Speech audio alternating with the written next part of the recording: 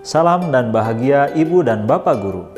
Semoga kita selalu dalam keadaan sehat dan terus belajar memperbaiki diri untuk kepentingan anak didik kita. Kali ini kita akan belajar asesmen diagnostik untuk mapel informatika fase E atau kelas 10 SMA untuk elemen algoritma dan pemrograman.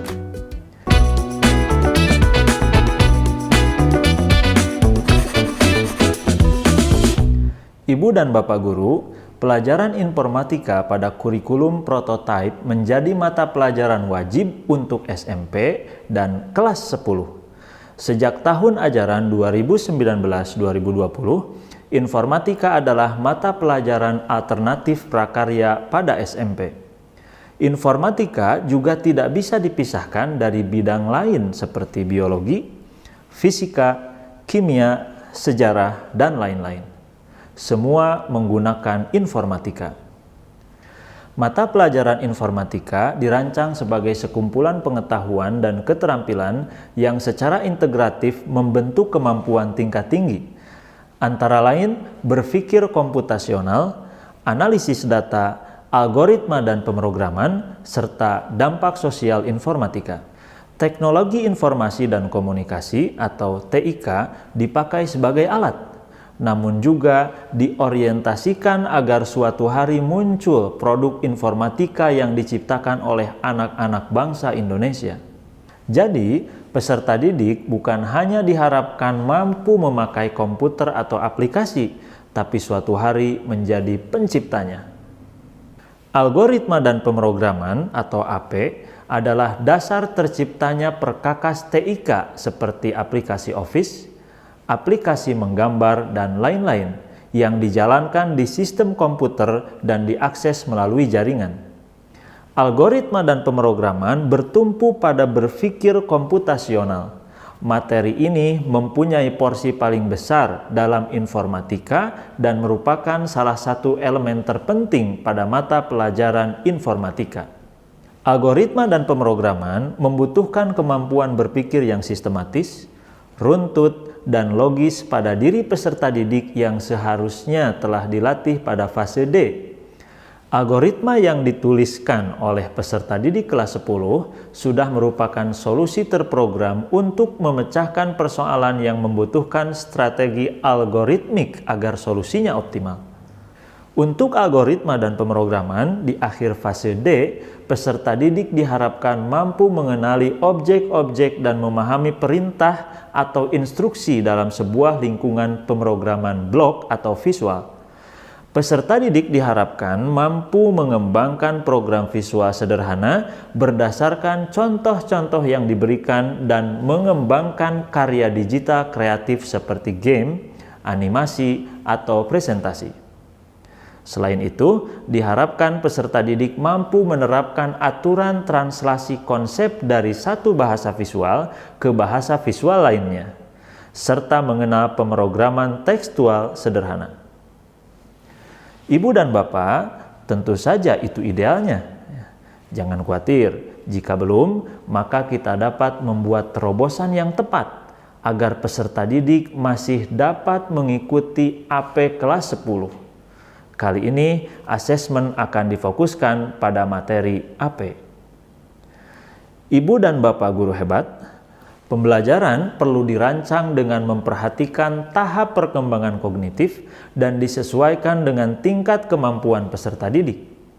Salah satu cara mengenali kebutuhan dan kemampuan murid adalah melalui asesmen diagnostik.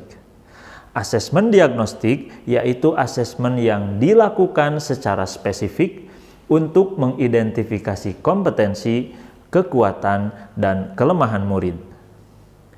Melalui asesmen diagnostik, kita memahami kemampuan kognitif, karakter, dan kebutuhan peserta didik dalam proses pembelajaran. Asesmen diagnostik ini mampu mengukur kompetensi, memetakan pengetahuan prasyarat yang dimiliki peserta didik sehingga pembelajaran dapat disesuaikan dengan kondisi intelektual peserta didik. Aktivitas pembelajaran dengan materi baru dan pendekatan pembelajaran yang akan dilaksanakan dapat disesuaikan secara fleksibel. Nah, kali ini mari kita bahas contoh asesmen diagnostik kognitif dan pemetaan peserta didik pada mata pelajaran informatika untuk elemen algoritma dan pemrograman kelas 10. Karena ketersediaan komputer dan internet menentukan strategi proses pembelajaran, maka selain asesmen diagnostik terhadap kemampuan peserta didik, perlu dilakukan identifikasi ketersediaan komputer, aplikasi, dan internet. Silahkan lihat contoh asesmen berikut ini.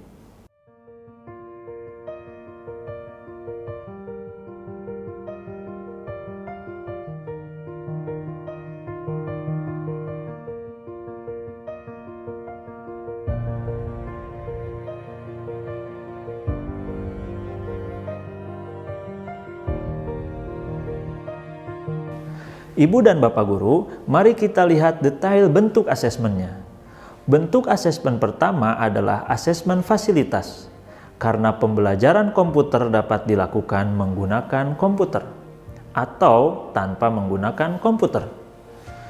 Asesmen fasilitas dapat dilakukan dengan menginventarisir fasilitas yang dimiliki oleh sekolah, antara lain komputer dan koneksi internet. Ini diukur berdasarkan perbandingan jumlah komputer yang terkoneksi internet dengan jumlah peserta didik. Juga kemampuan peserta didik dalam mengoperasikan komputer. Asesmen kedua adalah asesmen kognitif. Ini dapat dilakukan dengan mengerjakan soal-soal berikut.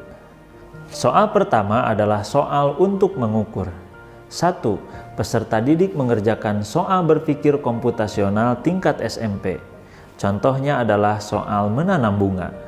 Contoh ini diadaptasi dari soal bebras. Soal ini adalah tentang mengukur komposisi bunga yang ditanam kedua berang-berang dengan rumus yang diinstruksikan. 2. Peserta didik mengerjakan soal memotong batang kayu. Contoh ini diadaptasi dari soal bebras.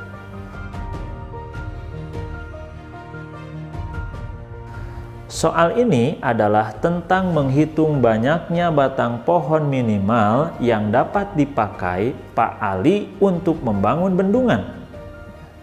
3. Peserta didik diinstruksikan untuk membuat program animasi kecil dengan menggunakan visual atau block programming untuk spesifikasi animasi berikut.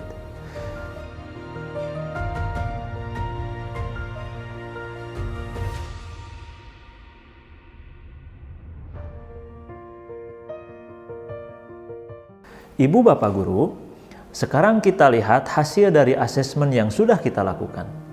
Asesmen ini menghasilkan tabel pemetaan fasilitas dan juga tabel pemetaan kognitif seperti ini.